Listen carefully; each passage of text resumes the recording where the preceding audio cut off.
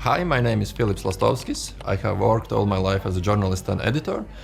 Right now I am head of investigative team at Latvijas Radio. It's a public radio.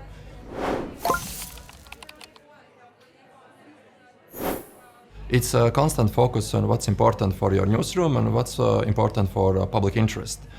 Sometimes it's like working bad cop and good cop because from the one side you have to morally support your journalists and newsroom and you have to encourage them, but from the other side you also have to be critical. You have to catch any errors what could occur there. It's constant discussions in newsroom. You talk with other editors, you talk with other journalists, and it comes with experience. But of course you keep your eye what's happening in country and you try to catch what's the most important thing right now.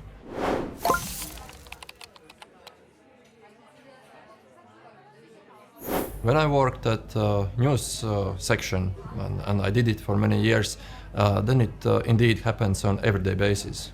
Right now, when I work with the investigative team, it happens like maybe we speak with the journalists once a week. It's important to understand how the work goes on, but it's a long-term planning, so you do not need to speak every day.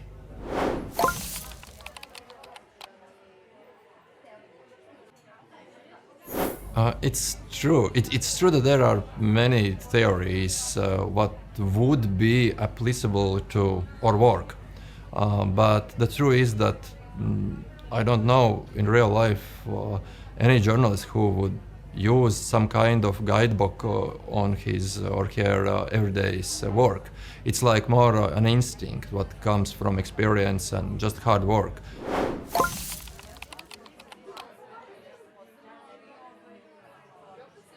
When I worked at the private media house, then I knew what is the owner of my media. It was a website, Delphi, and no, he didn't intrude in any way. Sometimes he suggested maybe you are interested in such idea or such idea, but it was never pushing. It was always as a suggesting because this owner was just interested in general journalism. And the important thing is that he never got offended if he didn't take his ideas.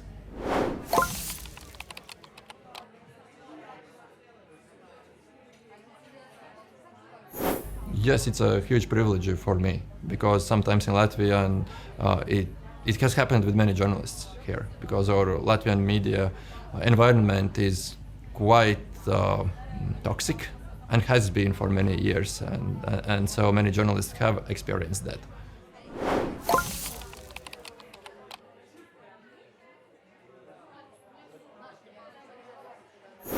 I think that there could be many reasons for that. But the one point that I think is that for some newsrooms and sometimes not only in Latvia, it is also in Baltic states and in US and in other European countries that sometimes editors or media owners, they think about the audience more as political leaders or business leaders. They think that they will consume your content.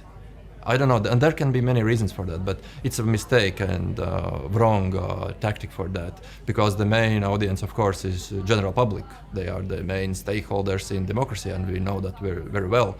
If we are talking about news, then it's just logically that there are those political actors that are the main heroes, a lot of cases, in the stories, because they are decision makers, and we have to explain what the decision makers are doing. But then we have, on the other step, we have to take also human stories and to explain them how those decisions made by politicians will affect their everyday life. And you have to do both of those things.